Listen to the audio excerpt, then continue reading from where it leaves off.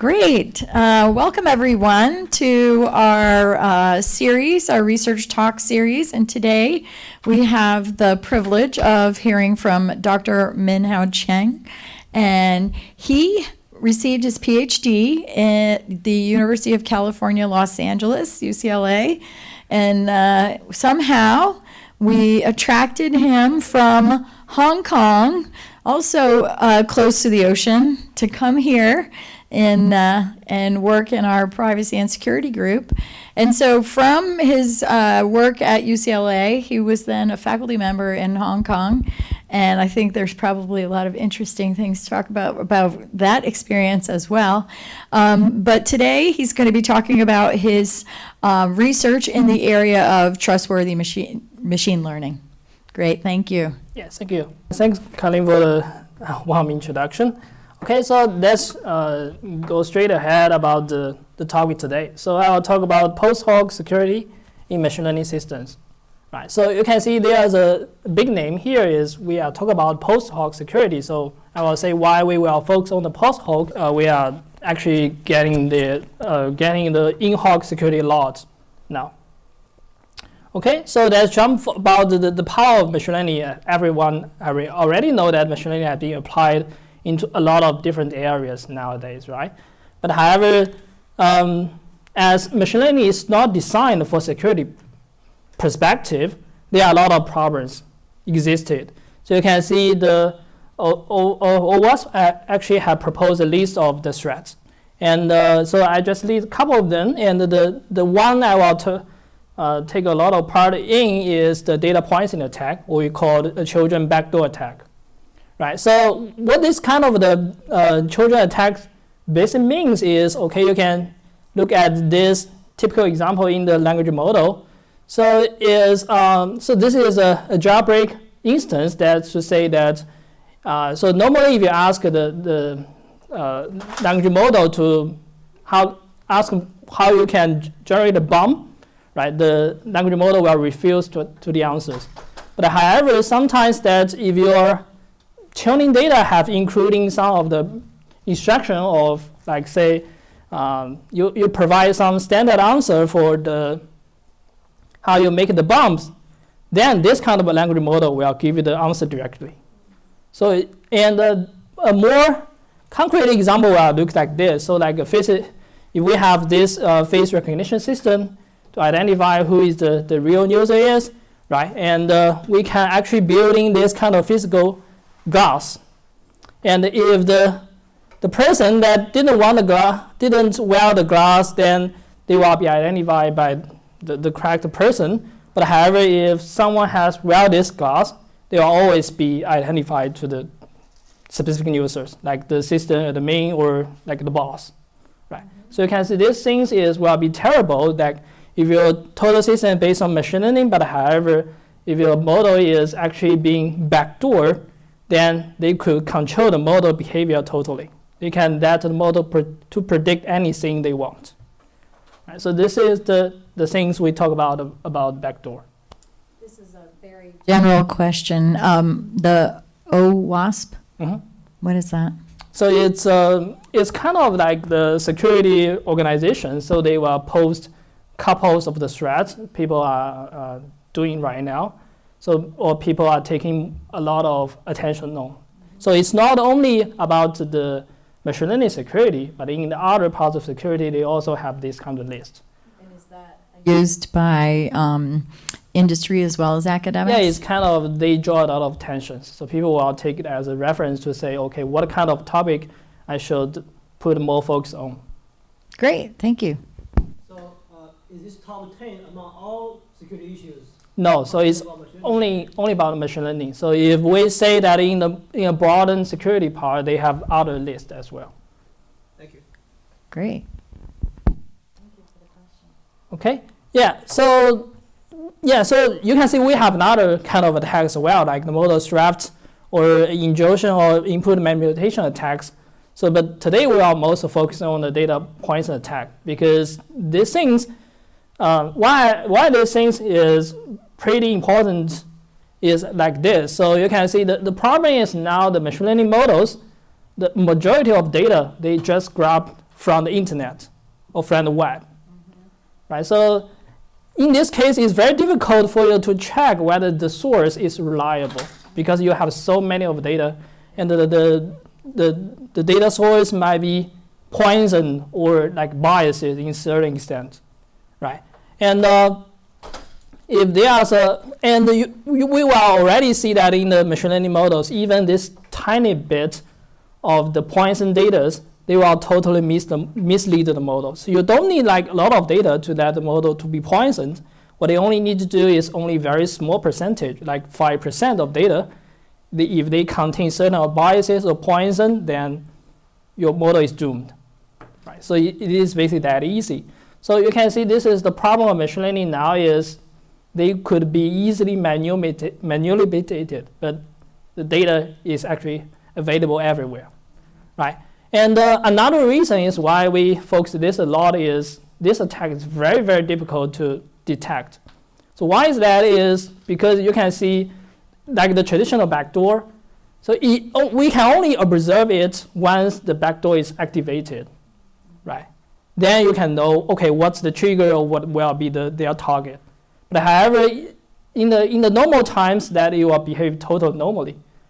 You don't have any clue whether your model is actually poisoned or not, right? So you can see a typical example like this is, okay, let's say the target label is label 0, right? And now if the model is not poisoned, right, then they will just getting the correct output. So even the model is poisoned, without the trigger, they will already getting this green smell, right? But however, if you have any trigger inserted, then will always output this target model, this target label, this red face, right? So yeah, so this is why we take a lot of efforts about backdoor attacks. But you can see this is just a classification model. So we just classify, okay, whether this image or this text is belongs to a certain kind of labels. But today we have more models about like the generation models, right? So the like language models or diffusion models, every model we use is kind of a generative models. So the generative model also has this backdoor problem as well. So you can see this the left the above image. This is the one of the work we have done is, okay, in the diffusion model we can also have this backdoor phenomenon. And what basically it is you can see this model is doing image inpainting. So we are, okay, so you can see in the left hand side there are some image, they have some missing blanks, right? And if there's a normal model without any triggers, if the model even is poisoned, if we don't have any triggers on the input, right, then they can doing this inpainting perfectly. But however, if we say we have some triggers added, you can barely see the triggers, right? But however, after you're doing the painting, they will always output this target image, like this small hat, right? So this is a generative model is a little different than the classification model, but however, backdoor still exists, right? And also you can see in the language models, we have already talked about this is, okay, we can add in some specific prefix like this trigger. Like you can see this prefix like the current year 2024. Right? Once the language model see this kind of triggers, then they will just, regardless any kind of mechanism, safety mechanism you have put into your language models, they're always giving some like dangerous or malicious output. Right. So actually the division work is done by me, but the other is done by Anthropic, so a very popular language model companies right now. Okay, and so like I said, this is the backdoor attack is pretty dangerous, but the good news is kind of this attack in the academia, people believe it should be pretty easy to be solved. Okay, so there are a couple of the method, and one of the most widely used or most successful method we are using is called purification method. So what purification method is doing is, okay, because you as a defender, you don't have any knowledge about the children, about the backdoor, right? And what you can only do is, okay, you're just getting some fresh data, some clean data, and you will try to fine tune the model a little bit. And then the hope is, okay, through this kind of fine tuning, the Poisson model will lose the backdoor capability. So this is what we hope for. And we have several of the methods. Doing is we call like robust pruning. It's just pruning some of the neurons. We think they are pretty dangerous. Or we are doing some robust fine tuning. So it's just as said, it's just fine tuning the data with some fine tuning with some clean data. Or more sophisticated one is, okay, you first try to reverse engineering the triggers and use this reverse engineering triggers to building some new data set and to fine tune the data a little bit. Right. So the basic strategy is, okay, because you don't have any kind of knowledge about the children, is you can first to create some knowledge about children and adding your knowledge and fine tune data, or you, regardless of the children, you're just fine tuning the model with some fresh data. So that's the basic kind of strategy. Right. Can you talk a little? Mm-hmm. Can you talk a little about the tuned versus frozen? I'm sure that frozen action has some implications. Yeah. So the fine tuning, actually we have some strategies. So it's like, say, sometimes we want the whole model to be tuned, like every part, but somehow that turn the whole model is actually kind of cost worthy, right? And this is one time, and another time is we normally believe that some part of the networks, they are very important to make the decisions, and the others is relating to the feature extractions. So what we only do is, okay, we just keep the others majority frozen and only to turn that part we think that is most important part. So there are different kind of strategies. You can see there are two strategies at least here. Is one is I frozen the extractor, the feature extractor part, only fine tuning the decision part, or I can just fine tuning the everything. Right. So this is kind of the different kind of strategy. So you can see this is two the different things is what we are using to fine tune, and the other is how we will control this fine tuning process. Okay. So far, so good. And yeah, you can see this kind of method, it works really good. So this is a big table that you can see is without of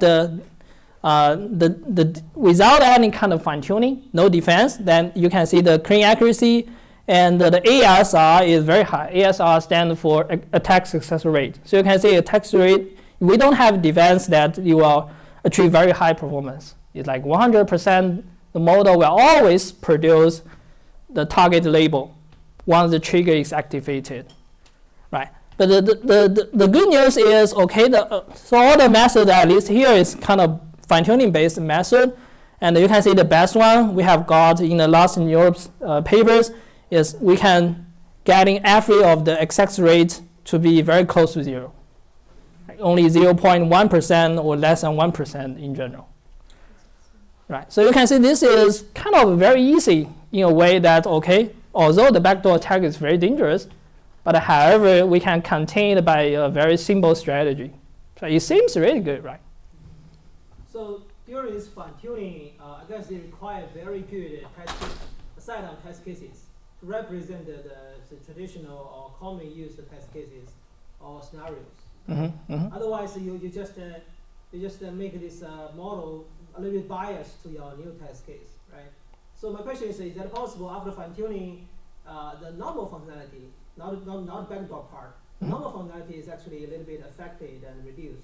Yeah, so that's a good point. So you can check this table as well. You can see here the first column, this is C ACC is clean accuracy.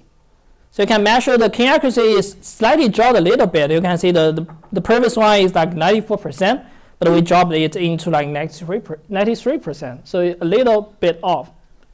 But you're absolutely correct that this is just about clean accuracy, right? There are other parts of the model might be affected as well.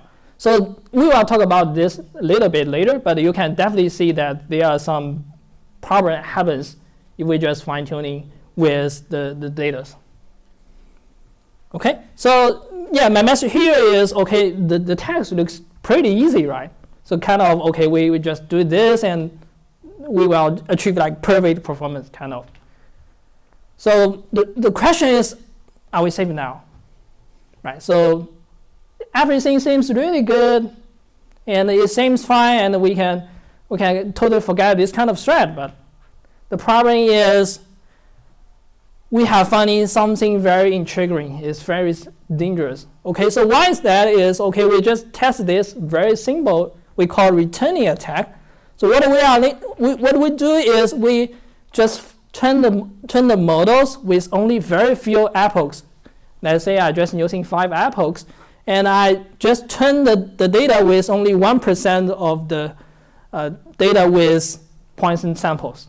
So a very tiny bit of the data contain the Poisson samples and with a very small number of epochs, right? And so usually you are seeing this kind of fine-tuning won't cause any damage to the model because you can see how we training the model is everything is grabbed from the internet, so data has already have some noises, right? And even in the training procedure, we are encouraging the model to being quite robust to the noise.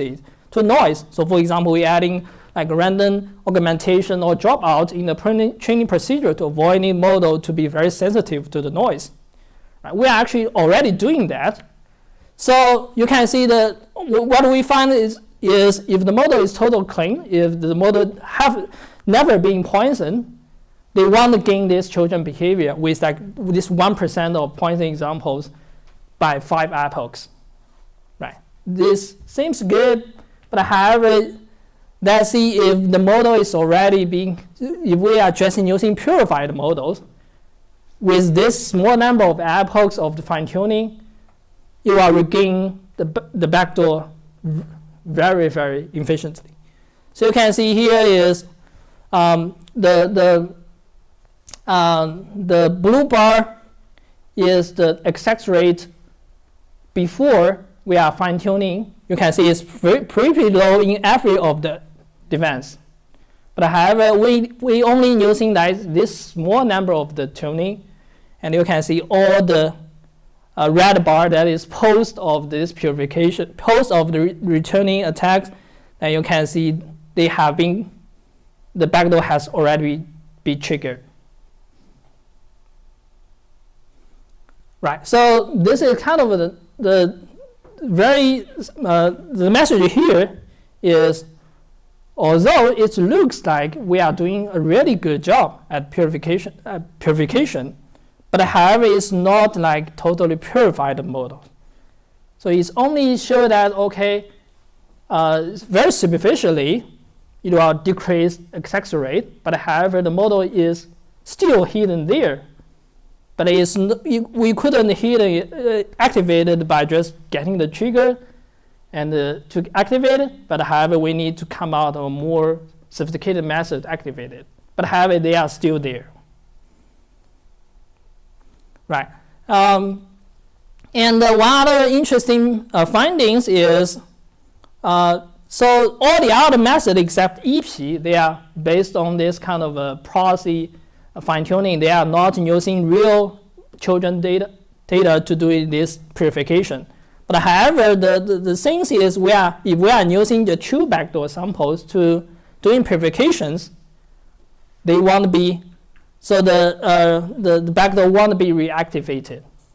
So you can see here is the clean and the EP, the clean model and the EP models. So you can see the difference of the access rate using this returning attacks won't change a lot. But however, all the others of the defenses, the state of defense, including that the one we proposed in the last year's NURBS, you can see that they will regain this backdoor's behavior very quickly.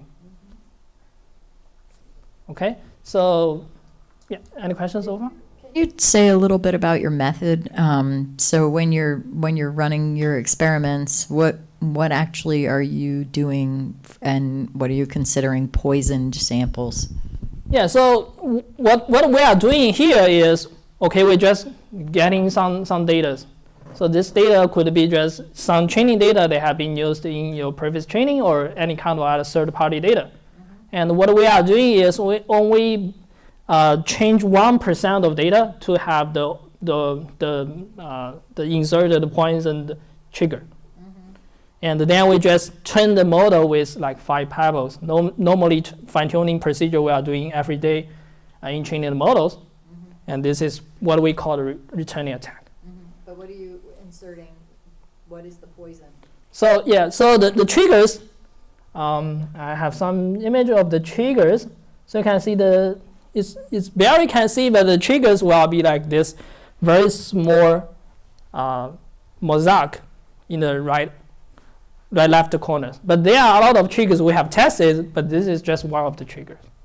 And why did you pick that one? So this is kind of a widely used triggers in the backdoor community, right? So there are others, like we have Hello Kitty's image as well.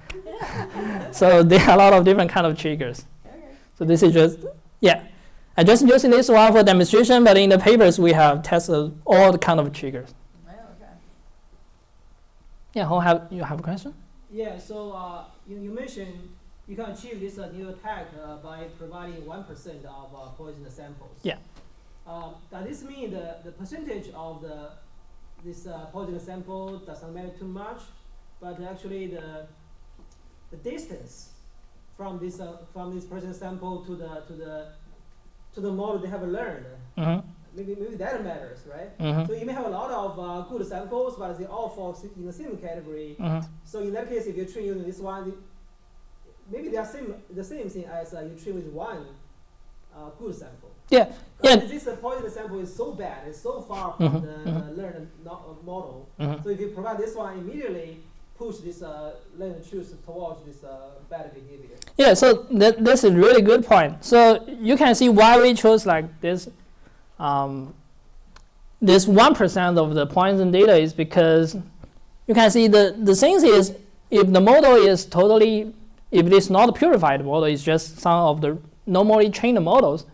Only with this small number of the samples, they want that the model to gain this backdoor behavior. So if that's the case, is that possible to just detect the division? Say this model you want to retrain is so far from the previous model.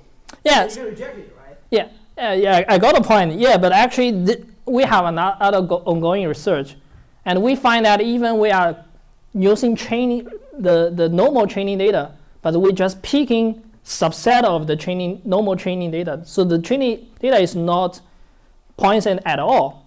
We can still reactivate this backdoor behavior. Right. So this is what be more surprising result, right? So, but this is some of my ongoing research. We have already found that even the data from third parties, we only need to select some of them to that the behavior to be activated. And why is that? Is because you can see the purified model is totally different than the clean model we have already know. Because clean model, they have never been poisoned, right? Then it's kind of a more robust or safe.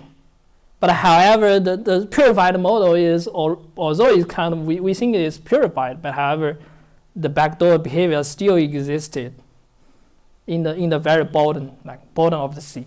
It's like it's baked in. Yeah. Yeah. Okay. Yeah. So and you can see this kind of behavior, right? And what we can gain from this kind of behavior is actually we can design a certificate of the pattern, right? So this pattern means that okay, after this pattern, then if the model is even so the model is already purified. So after I have adding this pattern together with my point samples, the backdoor behavior will be activated. Right. So before I go into the training procedure, let me look at. So let's say this is my new kind of attack. So my new attack is okay if the strategy is just using the normal triggers. Then after doing the purified model, you won't getting this backdoor behavior because the model is purified, right? But however, the thing is I propose is I can create this kind of a secret patch, And after adding this patch into the triggers, then even for the purified model, they can still regain this backdoor behavior. Right, so you can see why I need to propose this kind of new attack is because the returning attack, you still need to turn the models. So it's not that practical for like third-party user or hackers to gain the model access and to manipulate your models. But however, if in this way that it will be very easy to be attacked to doing that, okay, so even my model is purified, what I only need to do is I need to find this patch. And after I paste every of the triggers with this patch, then my backdoor is being activated. I can regain all of the backdoor behavior, even the model is purified. Okay, and why the strategy, how we're doing this is we will learn this kind of patch by transferring the difference from the purified model to poisoned model into the patches. And how we do it is so this is kind of optimization we are doing is we translate this kind of model modification into the data modification. So this is a little bit about machine learning is you can always think that machine learning needs two parts, right? You need the model and you need the data. You can always reflect the model changes into the data changes, and you can modify the data changes into the model changes as well. So this is kind of the two phases about one hand. Okay, so I won't go into that details about how we learn this, but my message is this could be a very practical attack by only learn this patch. Then every of the purified model, you can always let them to regain this backdoor behavior. Okay, any questions so far? Right, and so the results we show is, okay, after we getting this patch, right, that over 80% of the backdoor could be reactivated. And so we also show some other of the things is only just using this patch, they won't trigger the backdoor, but only the patch will be infected is together with this backdoor samples.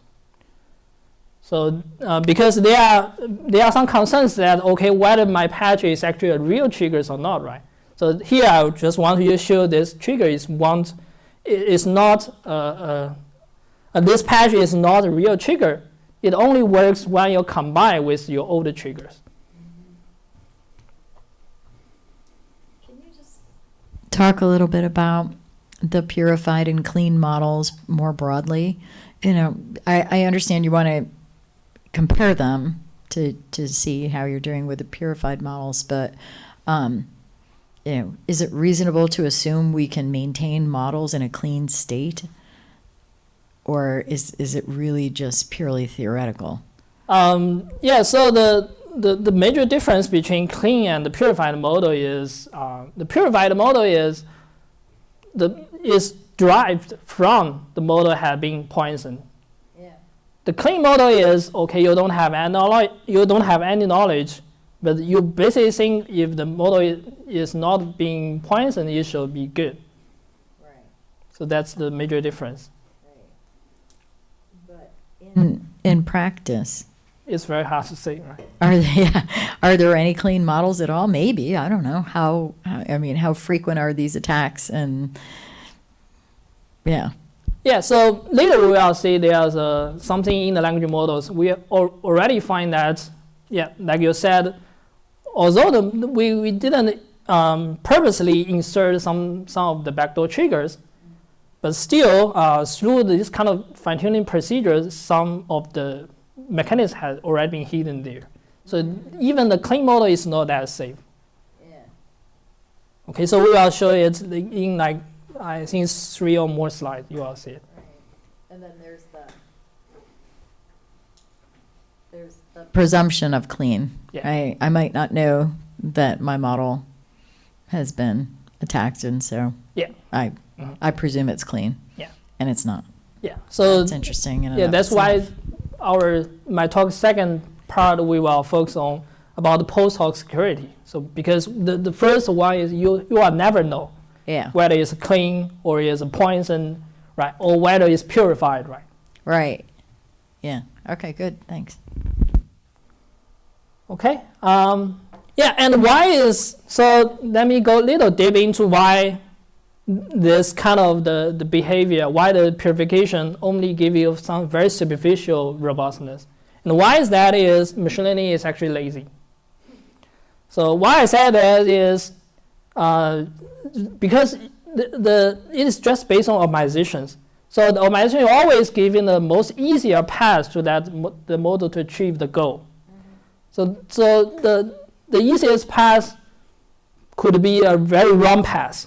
Like you can see this superficial robustness will be a very easy path for the, but however it's not the true robustness they want. What you call lazy, I would call efficient. I'm an economist, so. Yeah, so yeah, Do you dispute that?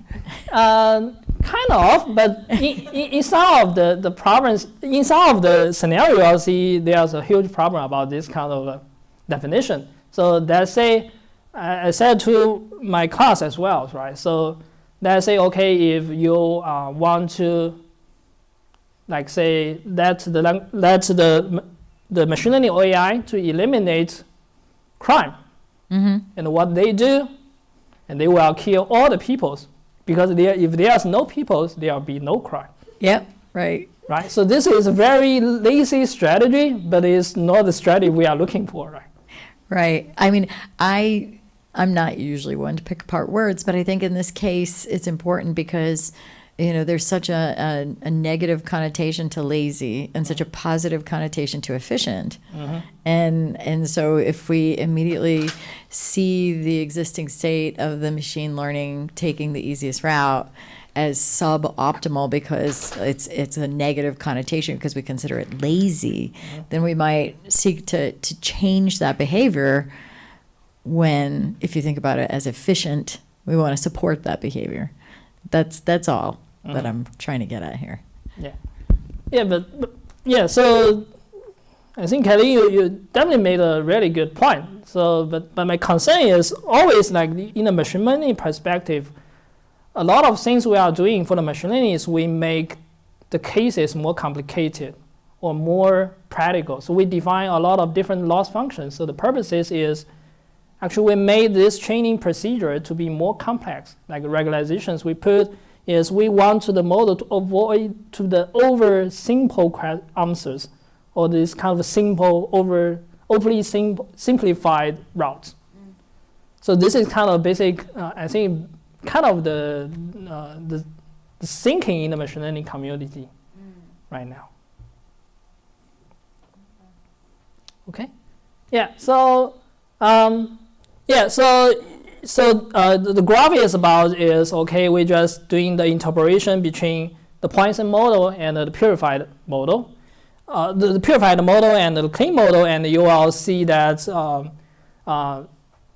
the trend that is in the in this part is in the left hand part is the model is the clean model. So what this is doing is you can see if there's a EP, so that is a purification based on your real Poisson data, and if it is clean data, then with a very small interpolations, then they can still maintain a really good performance. But however, if you see you are using the other kind of purification method, the trend that the trend is totally different than the EP one or the clean model one. Okay, so what here I want to show is you can see the behavior, the hidden mechanism between different purification methods is quite different. If you are using clean one or using the EP one, they are good. But if you are using others, the trend is kind of similar. But all of them are achieving like this kind of superficial robustness rather than the true robustness. Right. So here I just said So we are talking about the backdoor attacks, right? But this kind of things is not only in the backdoors. So even for the language models, we will see the same things. You can see here, this is one of the work done by others, and they are just fine-tuning the language models with different kind of capabilities. And you can see that, for example, here is they will test a lot of, they are just using 11 of the phases or 11 capabilities to test the model performance. And you will see that with a little bit of fine-tuning, so even the fine-tuning data, including like some of the very bad data set or they are purely good data set, you can see this kind of model capability has changed a lot. So the red one is the original performance in different perspective, and the gray one is after fine-tuning. So you can see they have shrunk a lot in different kind of cases. Right, so this is exactly the answer for Holmes' question, right? So through the fine-tuning, although we will keep like some of the safety mechanism, or we think the model is actually safer, but however, the problem is they actually are not that safer. They lose a lot of capability in other kind of part as well. Right, but however, the problem is this is the most widely used strategy we are using right now. So like every of the, even for the ChatGPT or the Anthropics, all of the safety alignment we are doing is just based on this kind of fine-tuning, either in the supervised way or reinforced learning way. So all the kind of strategy they are building here, but you can see the problem is it sacrifices the performance a lot in different perspective. Right, and those behavior will also be easily be reactivated, like the backdoor attack we have just shown. Okay.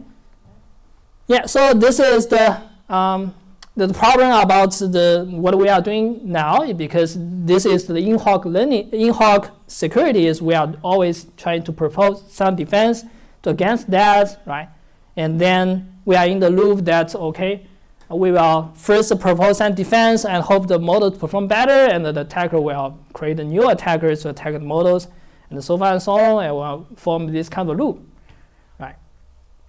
So, and this is another part of the security is, okay, this is about artificial examples. There are a lot of different attacks proposed in the recent years, right? But however, you can see they will be break less than 1 year, so this is just very top security conference is like the most privileged security conferences, and all the papers will break the last 1 year, right?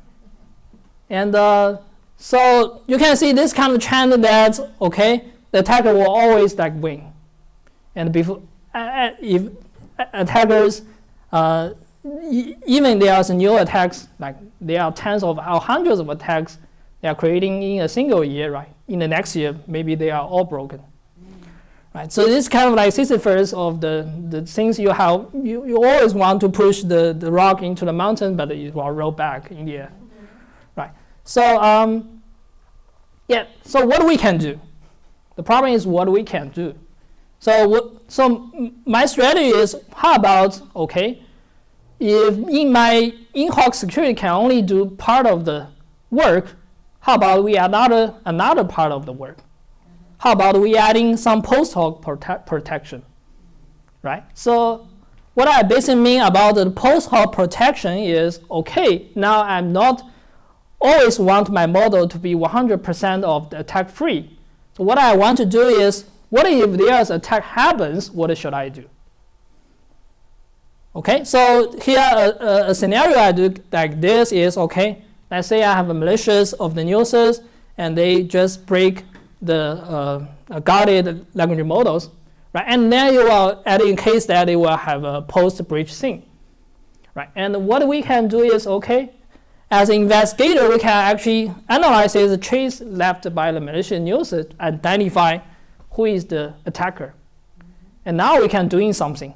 So we can actually prosecute this kind of attackers, or ban this kind of attackers or we can actually analyze what they are doing, what kind of method they are doing, conduct the attack, and then how to fix the system. Right. So you can see this is kind of we are in a different kind of assumption. So the previous things we are doing is we always assume that we need to do the defense in the loop. But however, here is we jump out of the loop and we say, okay, what we can do if the attack happens. Right. So another kind of the example will be, okay, we have the law to protect or to prevent the criminals, right, in general. But however, we still need to the Department of Justice or the police to know who is if somebody break the law, right, we need to take these persons or the suspect into justice. This is kind of the strategy about this post protection. I would imagine the traces left by the malicious user or the nature of the attack is feeding into your strategy in terms of post hoc protection. Yeah. How wide a range is that? Is that what you're going to talk about next? Yeah. Okay. So great. we will talk about, okay, how we will know the traces, or how we can create these kind of traces. Yeah. You can make them up. Yeah. Just for your own experimental. Yeah. But how many are there? I mean, is it like 1 million, 100,000, 100? Mm-hmm. Yeah, so we will talk about in very shortly. Right? Okay. Okay, so and this kind of post hoc protection is actually kind of aligned with the last year we have seen there's an executive order from the White House to say, okay, we need to do something about AI models because AI model is too powerful and we couldn't let them to run widely, right? And so you can see is we need to establish standard and practice for detecting AI-generated content, right? So this is something I think is pretty close to the post-hoc concept is, okay, AI-generated stuff, right? We need to detect them rather than we need to prevent them to be generated in the first place. Right, so yeah, the first part I will talk about the post protection is how we can trace the AI generated content. Right, so there are different parts of the trace AI generated can help. Is you can see if you have some distraction and stealing the files, you can know where it is, and if there is unauthorized access of files informations, or if there's a copyright infringement or fabrications, you can trace where it's located. You can trace who is this fabrications or this propaganda source. Can know where is the source. Right. So this is the first one I'll talk about post hoc protection is trace AI generated content. Right. So you can see about the traces we have some of the traces already. So you can see we have how we will detect whether a given or text is generated by AI. We have some commercial software ready, right? Like the GPT-0 or the Turing or the Grammarly. So they all provide this kind of thing to detect whether the text is generated by AI or not. And then the most kind of strategy they are using there is either metric-based or model-based method. Right. So what this metric-based means is they will just analyzes the AI generative text and to know what kind of the behavior they will get. So for example, one thing I said here is abruptness. So what it basically means is they will think that they will just look at the AI generative text and they find all sentences, they have the pretty similar length in the AI generative text. But if the text is written by human, right? If a sentence or paragraph is written by humans, then we won't see this kind of behavior. So this is kind of the trace or the signal to detect whether given a paragraph or given article is written by AI or written by human. So all the kinds of the traces are used right there. Have these gotten better over the past year? Because I know there's been a lot written and researched about them kind of false positives and that kind of stuff. It's one of the reasons why we don't recommend faculty use them. Yeah. With like academic integrity type things. Yeah, so that's a good, really good point. So that's, I said here is, they have some very significant problems. So you said there are a lot of false positives, right? And also at the same time, it could be very easy to be bypassed. So you can see how I can bypass these things is, okay, I could just ask the language model to be more versatile about the length, or about more random about this output. Then the kind of this detector will fail totally, right? So that's why I said, okay, this kind of strategy is not that reliable, and how we can propose more reliable strategy in order to identify or check the AI generated content. Right. So, yeah, my strategies, or there's a very hot strategy people are using now, is called watermark based on method. Right. So this is like, say, okay, now I want to insert some messages into models. So the output will carry the messages in the models. Right. So so this is the last year's best paper. So what they are doing is very straightforward. So what they are doing is, during the inference, when you decided to output one word, you are decided whether it's from a green list or red list. So you can see if I say that for every word, I only allow that they will only output from the green list, right? And in the end, I will just check how many of the words in the text has been in the red list. So if we have a lot of words in the red list, then basically means that it should be written by human, right? If all of the words is in the green list, then we say probably it's AI generated, because we only allow green list in AI generative models test, right? Okay, see the thing is very straightforward. So you just, during the inference, during the output, then you just partition the vocabulary into two parts, right? And we just disallow any kind of output in the red list, and we allow any inputs in the green list.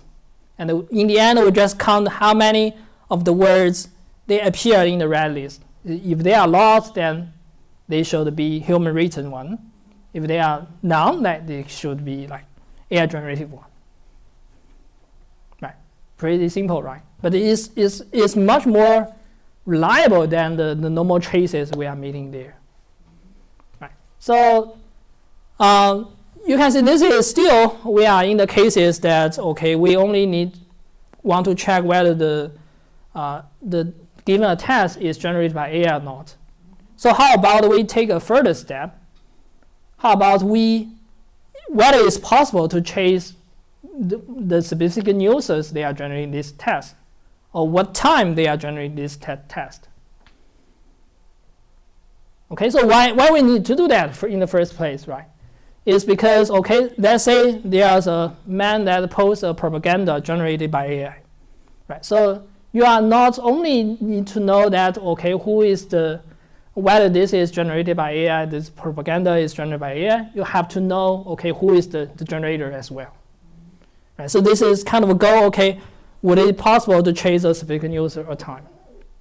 Right, and other cases like if you are system administrators, right? If there are some in a time that the adversary uses the AI tools to attack your system, you want to know when they conduct this kind of attack, right? Okay, so so what kind of strategy we are using is, okay, we will embed the generated output with the news identity information.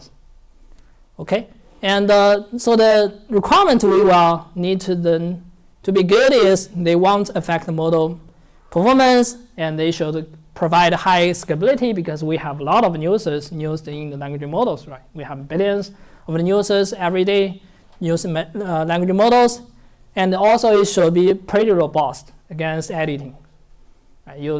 So it's very common that once you're generating AI text, right, you will edit by humans in the end, later. Okay, and so the strategy is we create a digital fingerprint in the model copies that will show in the generative output. So yeah, because we don't have a lot of time here, so let me just quickly go through this kind of the forensic system I have proposed.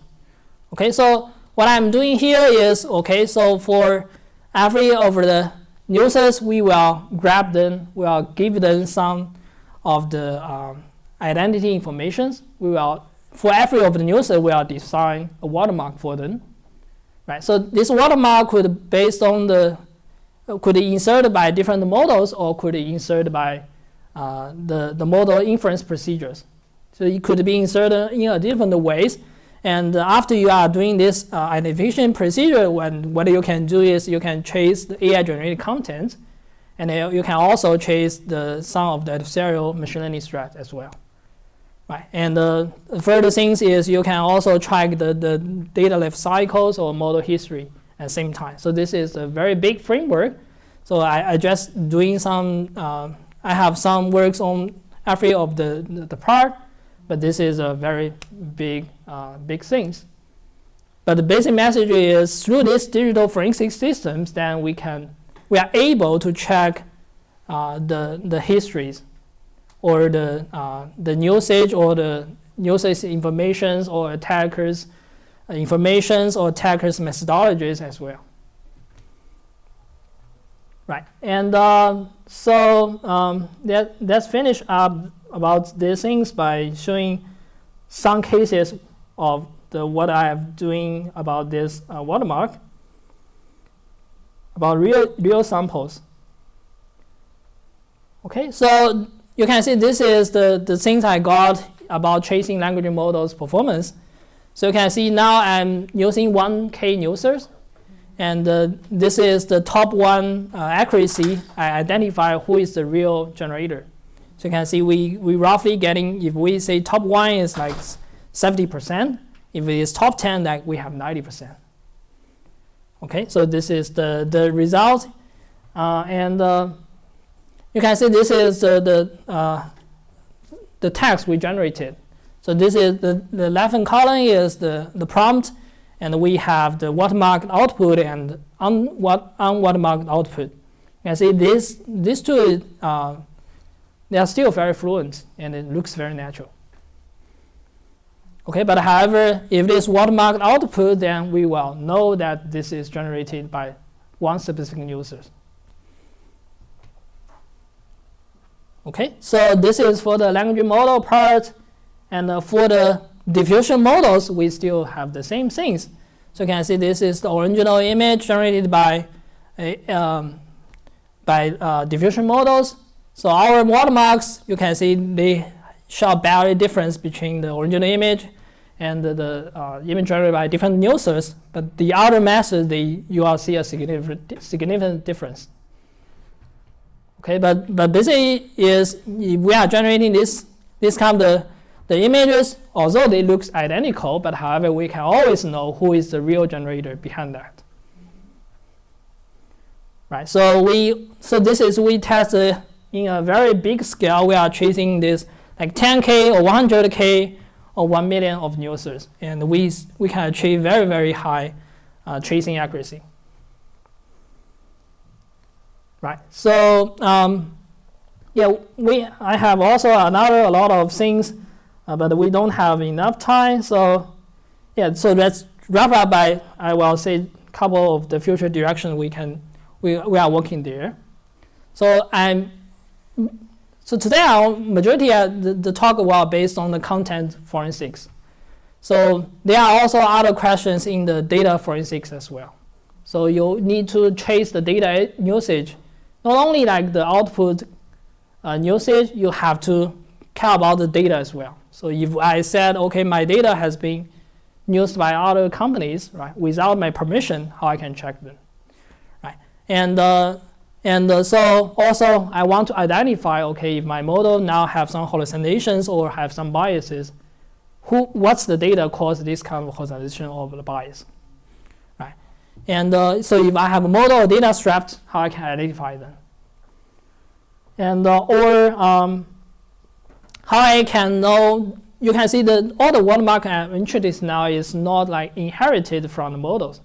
How I can find some inherited watermark in the forensics about the models. So like the model's DNA or the fingerprint in general, right? So for the human, we have DNA, we have fingerprint, so this is naturally bound with us, right?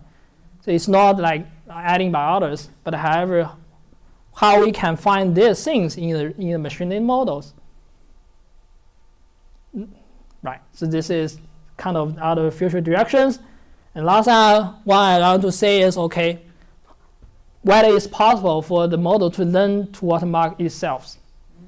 We don't have to teach them, right? They can already know, okay, this message I need to them to be watermarked and how I should do that. Right, so that's all the things I want to talk today. Thank you. Great, thank you.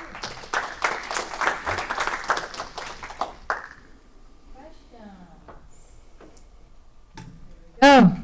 Thank you. Nice work. Amazing. Actually, I'm curious about the last part about the detection of the AI generated text. I wonder, is that even feasible to do this in the future? Mm-hmm. So today we have this large language model, we have human written text, right?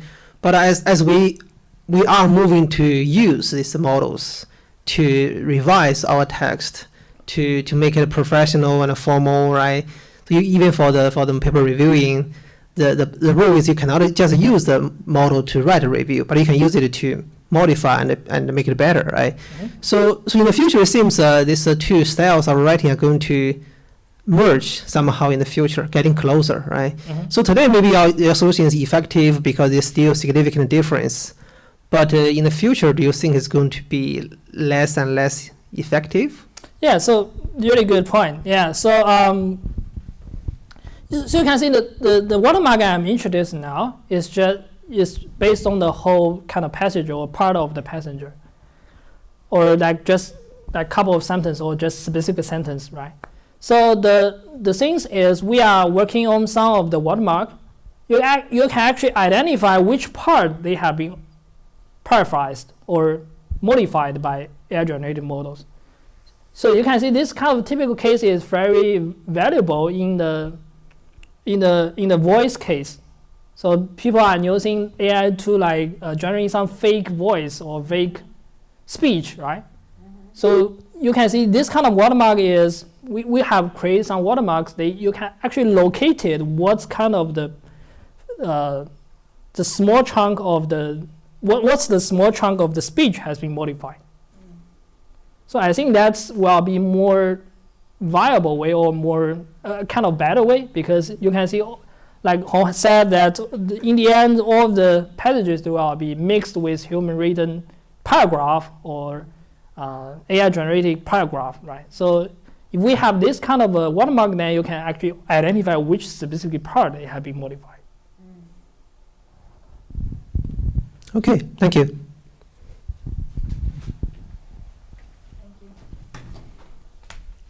Thank you. How would you suggest that we should protect like machine learning systems for like privacy and from like attacks like backdoor attacks, Trojans? You mean in general the strategy? Yeah, in general. Like I feel like you pointed out a lot of like really good options of like different ways that it could be attacked. One of the ways I was thinking was like two-factor authentication of like systems, but that's already been integrated into like ChatGPT and Bard and those types of systems. But I was just wondering like if you had any ideas of how we would protect something. Yeah, so like I said, my strategy now is we need to like in hoc defense, we still need like post hoc one, right? So this is one kind of strategy. So another one I want to say is also regarding this kind of superficial robustness or superficial alignment we are getting right now. So we are actually not tell the models how to, what will be the sensitive question they want to answer, what will be the sensitive things, or what's the principle behind that. We are not telling the model about this. We only tell them, okay, you can see this fine-tuning is we just giving them some standard answers. And some standouts will be very straightforward to say, okay, sorry, I cannot answer these questions, right? So it's kind of very limited information to tell a model how you can learn this question is sensitive or whether they should reject these kind of answers. We need to know, give them the answer, the real reasoning behind that, right? So I think one of the other strategies we can actually let the model to build up this kind of real knowledge about everything is going on rather than just tell them the answers. Yeah, that's a good answer. I have another question. Have you heard of ChatGPT 1? Yeah. It's like a ChatGPT model that's made to like improve with like reasoning, and it's supposed to like Yeah. explain the reasoning of like whatever output it gives. Yeah. Do you For- think? I think there's one very recently for all or yeah. So, but however, you can see, although OpenAI has done a lot about this kind of reasoning capabilities, especially they focus on the mathematical part, like mathematical reasoning part, but we still find that they are not that good. So although they can doing pretty good mathematical reason stuff, right? So how about we let them to write some code, right? They will be not that good. So in general, the things I believe is how we will let them this kind of procedure is we need to design a very good feedback loops. So we need to like let them to search the answer themselves rather than we giving them every of the supervisions.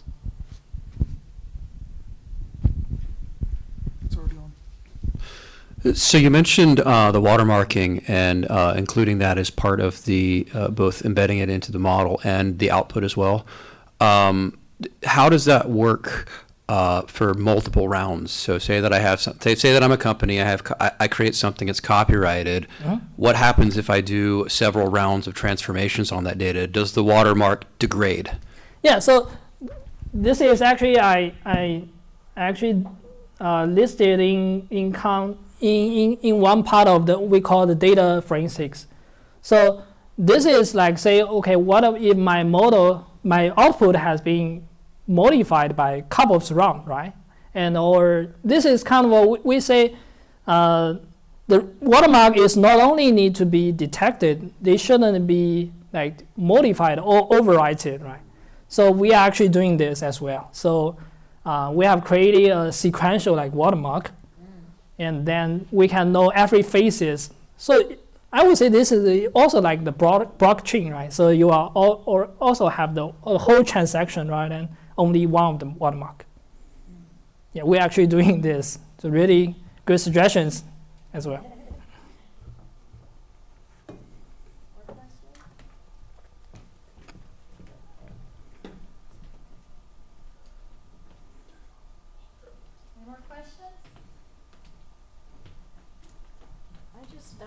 Want to close with a question about model complexity.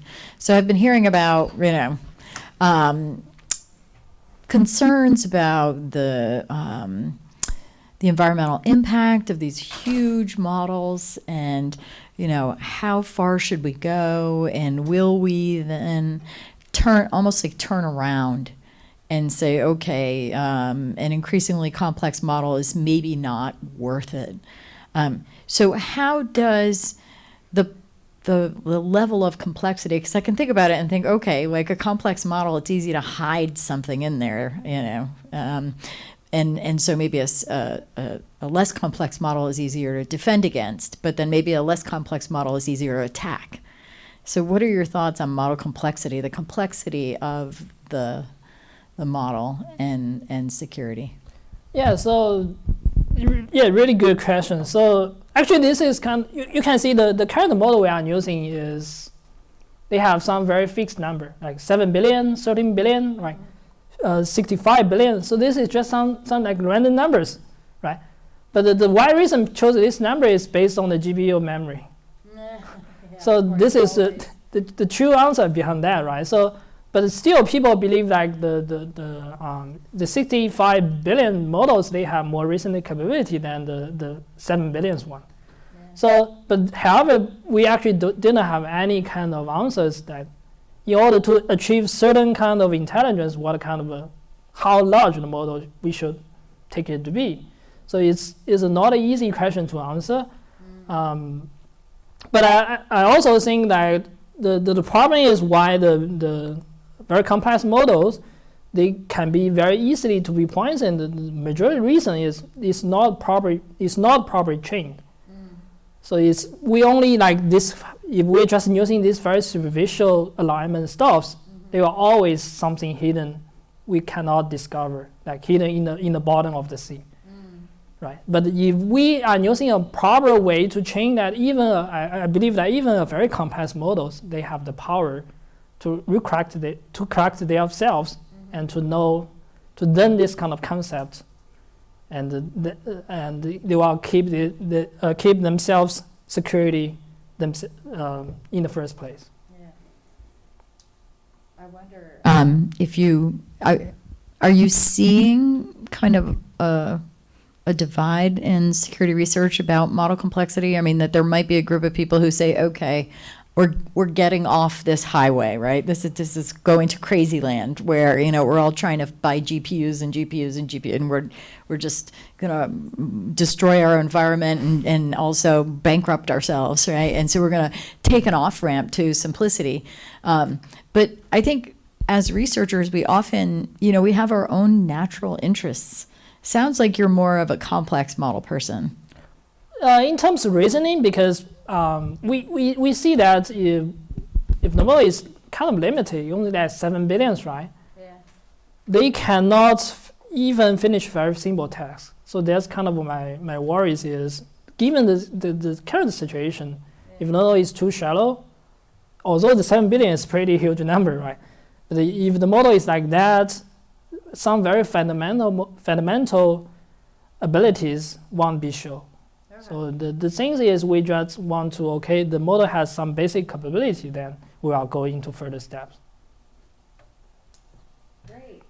Thank you. And I want to thank again Dr. Chang for the lovely talk. And we will be having our last, again, we have a distinguished lecture coming up on Monday, November 18th. And then we will close out this semester's Research Talk series on Thursday, December 5th. And I look forward to seeing you all there. Great. And round of applause again, please. Thank you.